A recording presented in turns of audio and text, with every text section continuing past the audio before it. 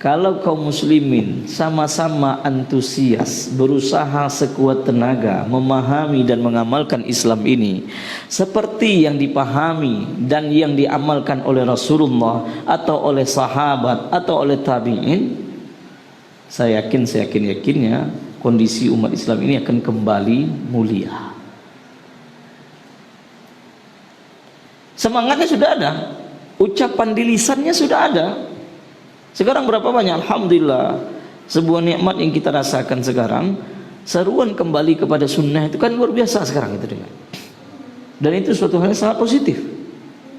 Tapi kadang-kadang kita dengar atau kita lihat dari sebagian orang yang sudah semangat kepada sunnah, seakan-akan, ini seakan-akan ya, seakan-akan ada bab-bab tertentu yang tidak dipakai sunnah di situ, seakan-akan. Wah, kenapa seperti itu? Mungkin dalam bab akidah, mungkin dalam bab ibadah, mungkin dalam berbagai macam bab dipakai tuntunan Rasulullah. Tapi dalam adab bergaul, dalam adab bersaudara, mungkin dia lupa dia bahwa di situ ada tuntunan dari Rasulullah sallallahu alaihi wasallam. Contoh, orang melakukan kesalahan dan menurut kita kesalahan itu adalah kesalahan berat. Baik. Lalu bagaimana kita mengkolerasikan kesalahan dan kita tidak menginginkan kesalahan itu atau tidak menyetujui kesalahan itu? Bolehkah karena kesalahan yang ia lakukan itu kita mencercanya, kita merendahkannya, bahkan kita menghinanya? Boleh atau tidak? Mungkin orang berkatakan boleh. Kenapa? Untuk menjaga umat jangan sampai tergelincir kepada kesalahan yang sama. Kita ambil sebuah dalil yang mungkin semua kita ya tahu gitu ya. Kata Rasulullah sallallahu alaihi wasallam, al-muslimu man salimal muslimu min lisanihi wa yadihi. Saya bertanya, orang salah, banyak kesalahannya, banyak kekeliruannya, masih berstatus muslim apa enggak? Lalu misalnya dalil lain, al-muslimu akhul muslim, masih muslim enggak orang itu? Berarti semua dalil muslimkah dipakai kalimatnya atau mukminkah dipakai kalimatnya, maka berlaku seluruh tuntunan Al-Quran atau tuntunan hadis-hadis Nabi yang menyuruh kita untuk bersikap lemah lembut kepada muslim atau ini bukan pandangan pribadi, ini dalilnya. Lalu bagaimana? Berarti menyampaikan, mengingatkan kesalahan seseorang itu tuntunannya juga ada ya, seperti misalnya firman Allah, wa tawasau bil haqq wa tawasau bis sabr. Atau mungkin dalam surah Al-Imran, kuntum khaira ummatin ukhrijat linnas ya, ta'muruna bil ma'rufi wa tanhauna 'anil munkar. Berarti mengingatkan kesalahan orang lain itu sebuah hal yang sangat jelas tuntunannya. Cuman bagaimana kita menggabungkan bahwa mengingatkan kesalahan orang lain penting, tapi menjaga supaya kita tidak tergelincir kepada larangan dalam menasihati saudara kita, kedua-duanya bisa dijalankan. Ya, kedua-duanya bisa dijalankan. Wajadilhum billati hiya ahsan. Kalau perintah ini pada dasarnya kepada orang kafir, dan debatlah ya mereka itu dengan cara yang paling baik. Ahsan itu isim tafdhil. Kalau perintah kepada orang kafir saja paling baik, apalagi sesama muslim. Tapi kita akan kadang-kadang sebagian di zaman sekarang terhinggapi penyakit seperti ini. Ya, mohon maaf ya, kalau sekalian kalau saya sebut penyakit ya.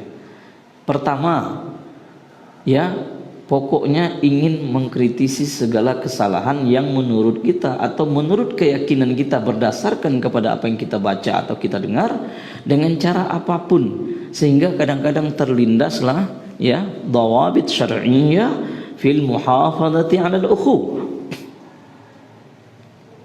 Terlindas ketentuan-ketentuan syariat dalam menjaga persaudaraan seiman dan seakidah. Atau sebaliknya juga lawan daripada itu. Sekarang tidak usah kita bicarakan masalah-masalah khilafiyah semuanya. Setiap kita mengkritisi orang itu akan merusak kesatuan umat Islam. Yang paling kita butuhkan sekarang adalah persatuan umat Islam. Seakan-akan memberikan nasihat itu seakan-akan sama dengan apa? Memecah belah persatuan. Ini juga sebuah pemikiran yang keliru. Kenapa saya katakan keliru? Ternyata para sahabat, para tabi'in, para a'immatu salaf di zaman lampau itu mereka tetap menjaga hubungan diskusi, saling mengingatkan terhadap apa yang mereka perbedakan. Tapi ketika mereka saling mengingatkan itu tidak terjadi dan tidak rusaknya hubungan mereka. Berarti umat Islam sekarang mesti berpikir, mesti belajar, sesungguhnya menyampaikan kritik, sesungguhnya menyampaikan hal-hal yang menurut kita benar dan itu barangkali bertolak belakang atau berseberangan dengan pandangan saudara kita, itu disyariatkan. Tapi bagaimana caranya supaya tidak terjadinya kegaduhan antara yang menasihati dengan yang dinasihati. Berarti di situ kita butuh adabus salaf. Saya menyebut salaf artinya kembali kepada pemahaman awal. Siapa itu? Terutama sahabat, tabi'in dan tabi'in. Kenapa tiga ini? Karena ketiga generasi inilah yang pernah dipuji langsung oleh Rasulullah sallallahu alaihi wasallam. Walaupun di dalam surat At-Taubah ayat 100 juga diberikan ya bahwa orang-orang yang mengikuti mereka ya juga as-sabiqunal awwaluna minal muhajirin wal ansar walladzina tabauhum bi ihsan, dengan baik. Jadi orang-orang yang selain tiga generasi ini juga dapat pujian dari Allah. Syaratnya apa? Ittiba bil ihsan, mengikut dengan baik. Kalau hanya sekedar mengikut, mungkin semua orang mengklaim mengikut. Semua kaum muslimin mengklaim, saya ikut sahabat, ini ada pandangan sahabat. Semuanya mengklaim. Tapi standarnya bi ihsan. Siapa menentukan bi ihsan? Siapa yang paling persis pemahamannya, itulah yang disebut dengan ittiba bi ihsan. Syukran ya Rabbi, syukran hadaita qalbi, syukran